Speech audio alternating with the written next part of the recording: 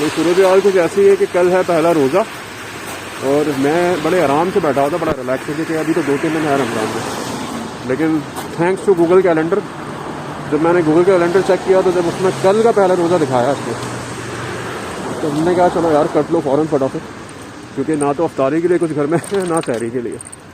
तो अभी सीन ये है कि मुझे टाइम ही नहीं मिल रहा काफ़ी दिनों से कि मैं कोई नई वीडियो बना के अपलोड करूँ, क्योंकि मैंने आपसे कहा था लास्ट टाइम के जो पोस्ट प्रोसेसिंग है एडमिशन की, मैं उसको बहुत डीपली और बड़ा जो की पॉइंट्स हैं वो सारे डिस्कस करूँगा उसमें।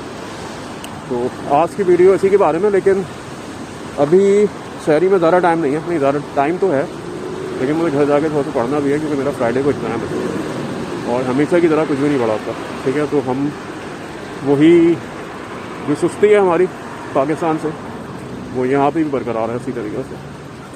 घर जाके थोड़ा बहुत कुछ पढ़ना है, तो शहरी भी बनानी है भाई, तो वक्त कम है और मुकाबला ज़्यादा है। तो कुछ ग्रॉसरी कर लें यहाँ से, क्योंकि शहरी तो अच्छी तरीके से करनी पड़ेगी, अफ्तारी में फिर भी डंडी चल जाएगी थोड़ी सी, लेकिन शहरी में नो कॉम्प्रोमाइज़।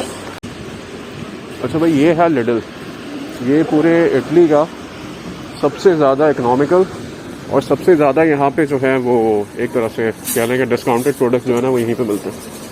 तो I am going in the right direction, क्या कर रहा हूँ यार मैं।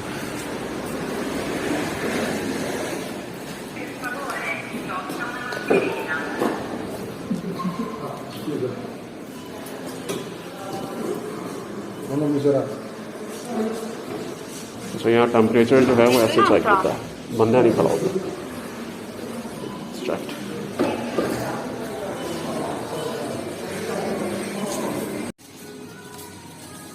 चिकन लेनी है यार मुझे, लेकिन यहाँ पे मसला ये है कि सिर्फ एशियंस के शॉप पे मिलता है हलाल meet.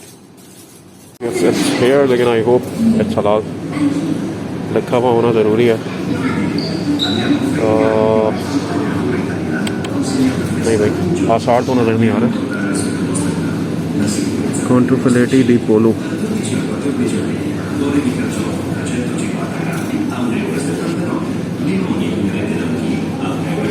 I should better ask them कि if they have halal chicken, क्योंकि इसमें लिखा हुआ तो नहीं है।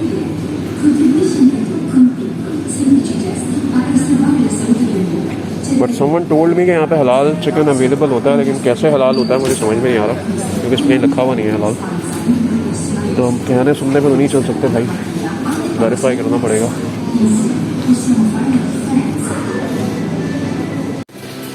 यहाँ वेजिटेबल्स का बड़ा ऑफ सीन है भाई, 200 रुपये किलो प्याज। This is brown onion. अच्छा, ये दोनों में क्या फ़र्क हो सकता है वाइट और ब्राउन में? लेकिन वाइट कलर अच्छा लग रहा है।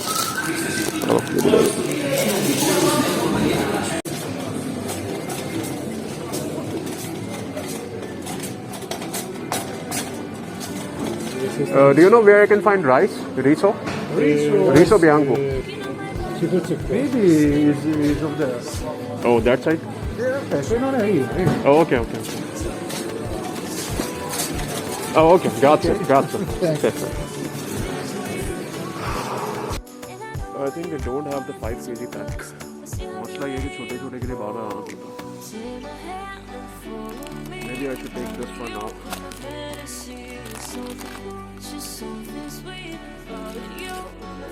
I have to buy a face wash too. मैं आया तो ग्रॉसरी करना हूँ, लेकिन सारा कुछ मुझे मिलना है एशियन शॉप से, तो यहाँ पे बाकी सारी चीज़ें लेनी हैं। This looks like a face wash. Daily mild और दूसरा है, I think mild is better. How can I even forget ketchup? मतलब रमज़ान में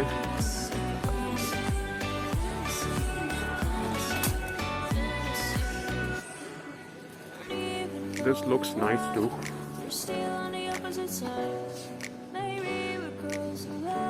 ये क्वांटिटी कितनी है भाई?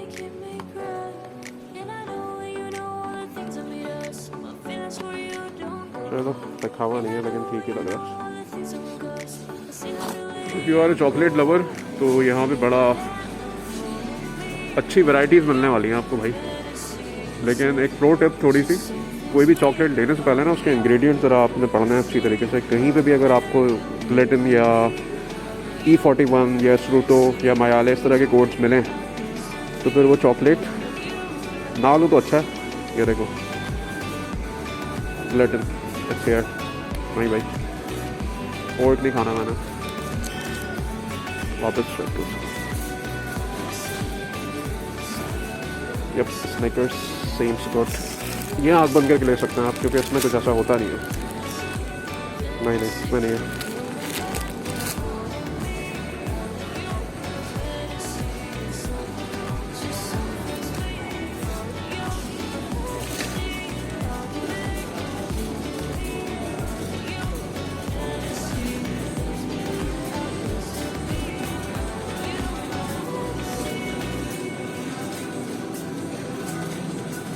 तो इनसे पूछने के बाद भी जो है मुझे यहाँ पे कोई हलाल मीट या हलाल चिकन मिला नहीं।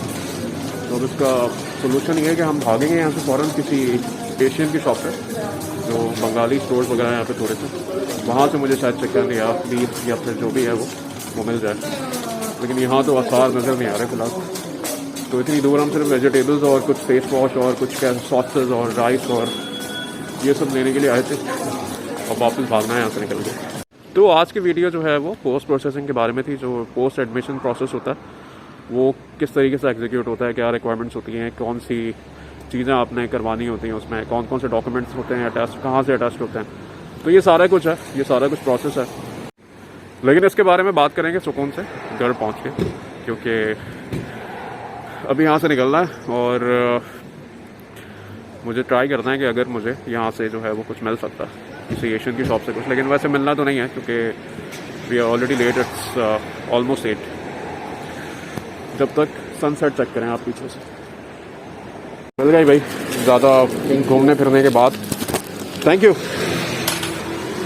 तो फाइनली थोड़ी सी हमने कहा कि ज़रा भाग दौड़ करते हैं। चिकन के साथ हमें पराठे भी मिल गए हैं। तो उसके लिए होता है कि बस आप उसको गर्म करें और खा लें, क्योंकि अब पहला दिन है, अब ज़्यादा एक्सपेरिमेंट करने का टाइम नहीं है। तो यहाँ पे भाई घूमने फिरने में टाइम बड़ा वेस्ट होता है, क्योंकि दिन जो है ना वो कब शुरू हो कब खत्म हो कुछ पता ही नहीं चलता। तो बेहतर ये है कि स्कॉलरशिप लो और खाना पीना अपना मेहनत से करो।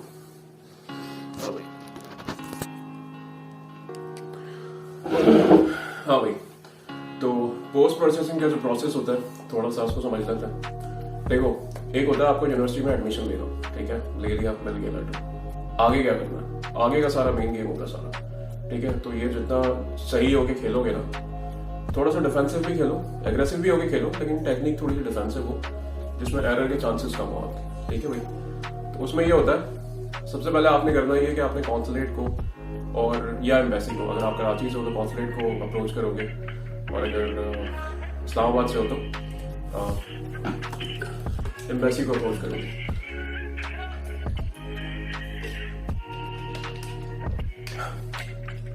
तो भाई करना आपने ये सिंपल, बड़ा सिंपल करके बताऊंगा इसको, बहुत सिंपल से समझना, मतलब ज़्यादा कॉम्प्लिकेट नहीं करना, क्योंकि लोग इसी में उलझे रहते हैं और बहुत सारे क्वेश्चंस करते हैं और बड़ी मतलब अजीब अजीब सी चीज़ें कर गुजरते हैं। मैं थोड़ी अपनी भी एग्जांपल लूँगा, हमने कर लिया।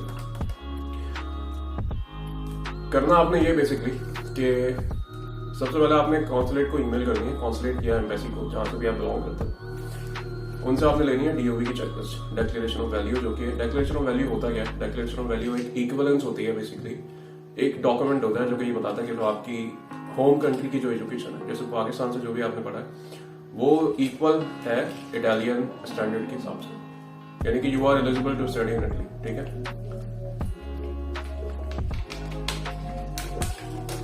तो डिक्लेरेशन ऑफ वैल्यू का एक प्रोसेस होता है, वो एक पूरा प्रोसेस गो थ्रू करने के बाद मिलती है आपको। तो उसमें सबसे पहले ये होता है कि मैं एक चेकलिस्ट सैंपल के तौर पे जो है ना वो अटैच भी कर दूंगा, वो देख लेना फॉर जस्ट रेफरेंस, ठीक है।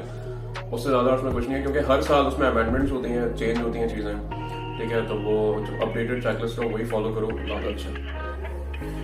तो अब करना ये होता है आपने बेसिकली, तो चेकलिस्ट में होता क्या है, चेकलिस्ट सबसे पहले ये होता है कि आपने डॉक्यूमेंट रजिस्ट्रेशन करवानी होती है प्रॉपर, डॉक्यूमेंट्स वेरिफिकेशन और अटेस्टेशन। वो कैसे होती है, जैसे आपका, चलो आप मास्टर्स में आ रहे हो, ठीक है, तो इसका मतलब है कि बैचलर्स की एजुकेशन है आपकी ऑलरेडी।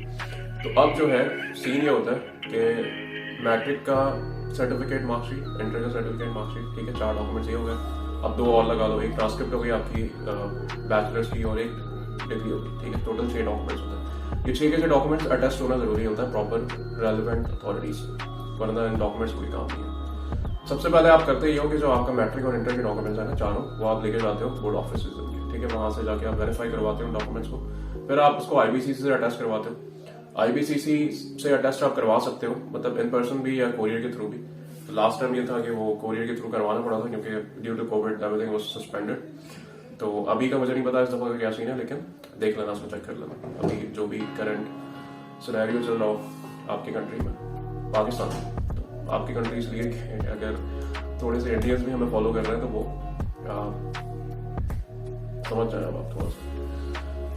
तो खैर ठीक है भाई, ये अटेस्ट हो गए सारे डॉक्यूमेंट्स। आईबीसीसी भी आपको करके दे देगा एक विद इन अ वीक, अगर आप कोरियर के थ्रू करवाओ, वरना तो वो 2 दिन में हो जाता है अगर आप इन पर्सन जाके करवाओ, ठीक है। अब एचईसी के जो डॉक्यूमेंट्स होते हैं ना, उसका प्रोसेस थोड़ा सा ट्रिकी होता है। ट्रिकी तो नहीं होता, मतलब it's very straight forward at the same time, लेकिन होता ही है कि आपको सबसे पहले एक एप्लीकेशन क्रिएट करनी होती है ऑनलाइन। ये आईबीसीसी के लिए भी आप करते हो, लेकिन वो जरूरी नहीं होता, उसको मैनुअल फॉर्म भी फिल करके वो सारा कुछ कर सकते हो। ऑनलाइन एप्लीकेशन क्रिएट करनी होती है आपने, ठीक है। उसके बाद आपने सारे डॉक्यूमेंट्स अपने अपलोड करने होते हैं, फिर आप उनसे अपॉइंटमेंट लेते हो। अपॉइंटमेंट का मकसद ये होता है या तो इन पर्सन जाके आप अपने डॉक्यूमेंट्स अटेस्ट करवा लें, या फिर आप कोरियर करते हैं अपने डॉक्यूमेंट्स को, ठीक है। कोरियर का भी ये तकरीबन टाइमलाइन यही होती है 2 से 3 हफ्ते, क्योंकि वो इस्लामाबाद जाते हैं, ठीक है। अच्छा, सबसे इंपॉर्टेंट चीज, सबसे मेन चीज, अब यहाँ पे हमने क्या ब्लंडर किया था ना, वो भी बताता हूँ। ब्लंडर तो नहीं था, मतलब थोड़ा सा एक्स्ट्रा एफिशिएंट बनने के चक्कर में नुकसान अपना ही हो गया।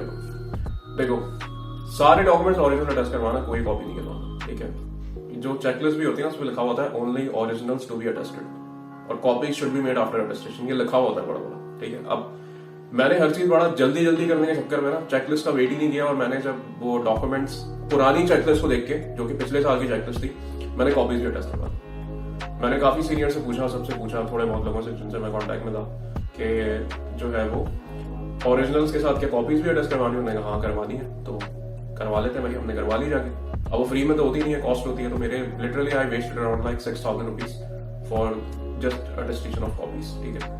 अब वो और तो किसी काम नहीं आना, किसी ने समोसा वोसा रख के खा लेंगे उसके ऊपर, यही हो सकता है, क्योंकि और कोई काम नहीं है उसका। वो क्यों नहीं है, क्योंकि सारी अटेस्टेशन होने के बाद आप आखिर में डॉक्यूमेंट अटेस्ट करवाते हैं मोफा से, ठीक है। मोफा सिर्फ ओरिजिनल डॉक्यूमेंट अटेस्ट करता है, वो कॉपी नहीं करता। तो जब मोफा कॉपी अटेस्ट ही नहीं कर रहा, तो वो कॉपी आपकी किस काम की, क्योंकि आगे हर जगह आपको वो कॉपी मोफा अटेस्टेड जो कॉपी होती है मिनिस्ट्री ऑफ फॉरेन अफेयर्स, ठीक है। नाम से ही पता चल रहा है कि जो भी फॉरेन अफेयर्स होंगे आपके, बाहर कहीं अब्रॉड एडमिशन लोगे या कहीं पे किसी चीज के लिए अप्लाई करोगे, तो वो डॉक्यूमेंट आपका वो मोफा स्टैंप वाला ही चलेगा, ठीक है। तो वो जब कॉपी पे वो स्टैंप होगी नहीं, तो वो कॉपी का क्या करोगे क्या उसको, ठीक है। अगर घर में थोड़ी सी अच्छी लगेगी, कहीं फ्रेम व्रेम करवा के लगा रहा हो तो लगा करवा लेना भाई। लेकिन I made this blunder and I would recommend you people not to do it. Translation का सीन ये होता है कि ट्रांसलेशन आपने जो है ना किसी गफूर भाई या किसी शगूर भाई से नहीं करवानी, जो कि सस्ती ट्रांसलेशन करके दे रहे हैं, तो आप उनके पास चले गए कि चलो यार इनसे करवा देते हैं, ठीक है। वो ट्रांसलेशन होती तो है, लेकिन जो ऑथराइज बंदा होगा ना, उसका नीचे नाम होगा या उसका QR कोड होगा या उसका सिग्नेचर होगा,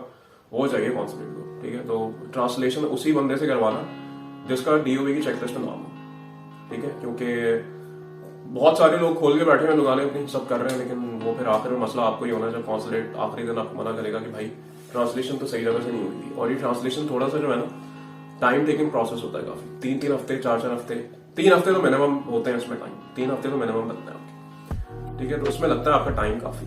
तो बेहतर इसका ये है, बेहतर अप्रोच इसकी ये है कि कॉन्सुलेट को ईमेल करो कि उनसे अपडेटेड चेकलिस्ट लो इस साल की जो है, ठीक है। अप्रैल के मिड तक वो आ जाती है, आ गई होगी अब तक तो है मेरे ख्याल से, या नहीं भी आई होगी तो विद इन अ वीक तो आ जाएगी। तो वो उनसे चेकलिस्ट लो, चेकलिस्ट लेने के बाद उस बंदे को अप्रोच करो, कॉन्टैक्ट नंबर लिखा हुआ होता है उसमें उसको, ठीक है। आपको अपने डॉक्यूमेंट्स उसको देने ट्रांसलेट करके, और फिर आप वो डॉक्यूमेंट्स ट्रांसलेट होके जब आपको मिल जाएंगे। अच्छा यहाँ थोड़ा सा एक चीज और भी बता दूं कि जो ट्रांसलेटर बैठे हुए ना जितने भी, ये इतने कोई सुस्त है सारे के सारे, सॉरी फॉर माई लैंग्वेज, 3-3 4-4 दफा इनको करेक्ट करवाना पड़ता है कि नाम की स्पेलिंग में मिस्टेक, ठीक है।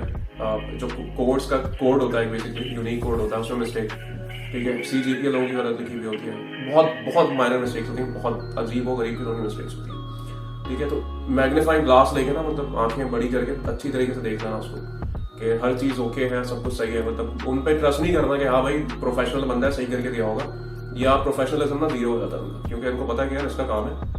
10 दफा ये मुझे अप्रोच करके बोलेगा तो मैं उसको सही करूंगा, वो they will not even be bothered. ठीक है, थोड़ा मैं अपना एक्सपीरियंस बता दूं बेसिकली कि मेरे साथ तो ऐसे ही हुआ था। 2-3 दफा मैंने उनको बताया था कि भाई ये मतलब ये स्पेलिंग है, ये लिखना है आपने, तो फिर दे वर लाइक के ओके मतलब यार मैंने क्या इतने पैसे क्या आपको खामखा क्या मतलब अपना टाइम वेस्ट करने के लिए दिए थे। तो थोड़ी सी नेग्लिजेंस होती है इनकी। अब आप इसको कुछ भी बोलें लेकिन ऐसे ही होता है, तो थोड़ा सा आपने कॉन्शियस रहना इस चीज के ऊपर भी। ठीक है, ट्रांसलेशन भी हो गई, अटेस्टेशन भी हो गई, सारी चीजें हो गई। अब आपने करना ये होता है कि वो जो चेकलिस्ट होती है, फिर आप हर डॉक्यूमेंट की ना 2-2 फोटोकॉपीज करवाते हैं। जैसे आपका मैट्रिक का सर्टिफिकेट है, मार्कशीट है, till your bachelors, whatever documents है। ठीक है भाई, सारी ट्रांसलेशन आपने मतलब ट्रांसलेशन की तो खैर नहीं होती कॉपी, क्योंकि वो मोस्टली वो PDF वर्जन ही होता है, तो जितना करंट निकालते रहो। तो ये सारे डॉक्यूमेंट्स आपके आखिर में जब हो जाते हैं, मतलब जैसे मोफा से भी आपने करवा लिया टेस्ट, ठीक है, ट्रांसलेशन भी आपकी हो गई। अच्छा, फिर चेकलिस्ट के अंदर और क्या होता है? चेकलिस्ट के अंदर ये होता है कि आपके पासपोर्ट की कॉपी और उसके अलावा आइल्स देना होता है आपने। ठीक है, मतलब मोस्टली ऐसा भी होता है कि आइल्स आप वीजा के साथ भी सबमिट कर सकते हो, लेकिन अगर है तो दे दो, मतलब क्या जाता है। ठीक है, और ये सारे डॉक्यूमेंट्स लेके आपने जहरीज जाना होता है। आप जहरीज जाओगे, कराची वाले जितने भी हैं और इस्लामाबाद के एम्बेसी से अप्लाई कर रहे हैं वो जाएंगे एम्बेसी। अच्छा, एम्बेसी में ये सीन होता है कि अपॉइंटमेंट मिलता है आपको। ठीक है, आपको पोर्टल पे ऑनलाइन अप्लाई करना होता है। वहां पे प्रोसेस डिफरेंट है इस्लामाबाद का कराची से बहुत, क्योंकि वहां पे दोनों सबमिशन एक दिन होती है।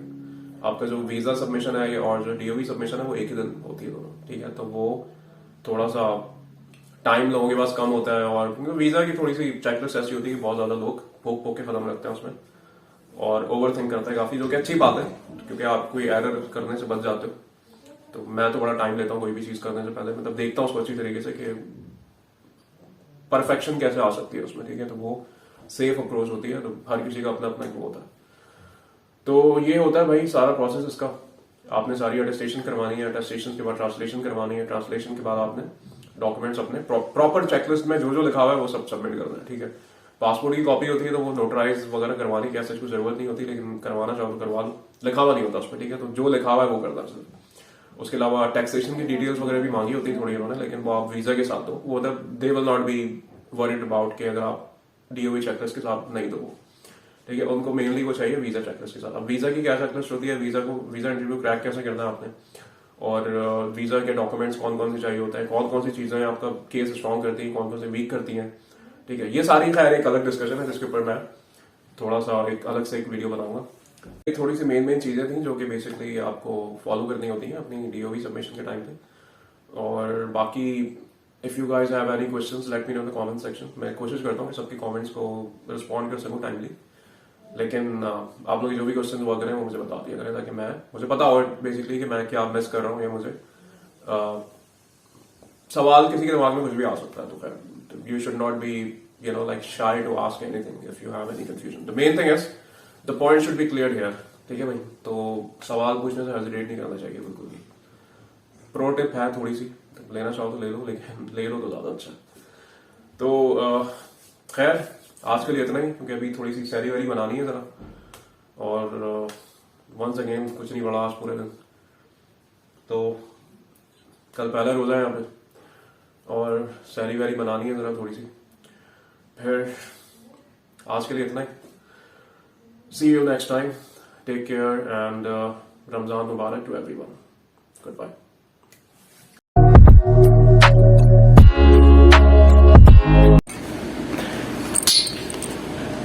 तो यहाँ पे अगर आपके पास गाड़ी हो ना तो फिर तो आप आराम से रोड पे खड़ी करके चले जाएं, कोई मसला नहीं है। लेकिन अगर आप साइकिल यूज़ कर रहे हैं तो जितनी मोटी जंजीर से उसको बांध सकें उसको ज़रूर बांधें भाई, क्योंकि यहाँ पे गाड़ी से ज़्यादा जो है ना साइकिल्स की ज़्यादा अहमियत है, और चोरी भी सबसे ज़्यादा वही होती है। तो इस चीज़ का ख्याल रखना है आपने बहुत।